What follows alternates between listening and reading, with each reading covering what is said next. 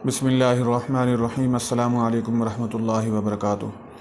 ये एक साहिब ने पूछा है, क्या झूठ बोलने से रोज़ा टूट जाता है?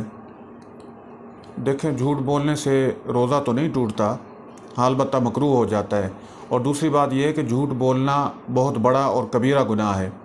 जिस तरह रोज़े के अंदर झूठ बोलना गुनाह है, इसी तरह रोज़े के अलावा भी झूठ बोलना कबीरा गुनाह है। कुरान पाक के अंदर और अहादीस में झूठ बोलने पर बहुत सख्त वईदें आई हैं।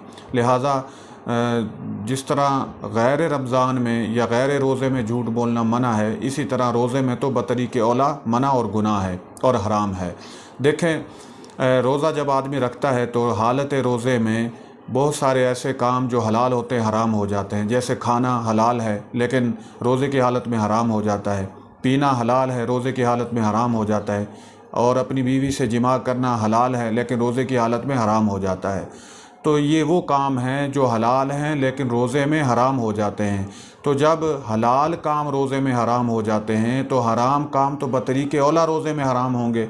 लिहाजा रोज़े में भी झूठ बोलना गुनाह है और गैर रोज़े में भी झूठ बोलना गुनाह और कबीरा गुनाह है। तो हम सब को इससे बचना चाहिए, परहेज़ करना चाहिए और झूठ से तौबा करनी चाहिए। अल्लाह ताला अमल की तौफीक नसीब फरमाए।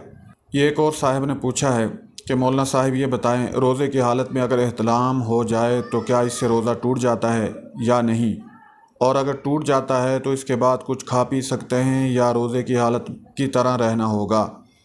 देखें, रोज़े की हालत में एहतलाम होने की सूरत में रोज़ा नहीं टूटता।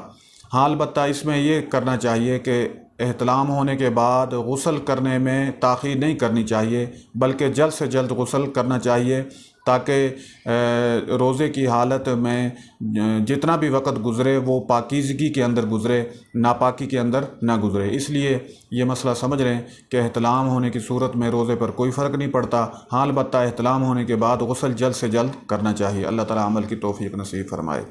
ये एक मेरी बहन ने मसला पूछा है, क्या आँख में सुरमा डालने से रोज़ा टूट जाता है? हमारे महल्ले में एक औरत है, वो कहती है कि आँख में सुरमा डालने से रोज़ा टूट जाता है। नहीं, ये बिल्कुल गलत है। आँख में सुरमा डालने से रोज़ा बिल्कुल नहीं टूटता, बल्कि आँख में दवा डालने से भी रोज़ा नहीं टूटता। तो जब दवा डालने से रोज़ा नहीं टूटता तो सुरमा डालने से कैसे टूटेगा? लिहाजा जो भी आपको ये मसला बताता है कि आँख में सुरमा डालने से रोज़ा टूट जाता है, ये इंतहाई गलत है। लिहाजा ये समझ लें कि आँख में सुरमा डालने से रोज़ा हरगिज़ नहीं टूटता। हाँ अलबत्ता नाक या कान में दवा डालने से रोज़ा टूट जाता है। अल्लाह ताला अमल की तौफीक नसीब फरमाए।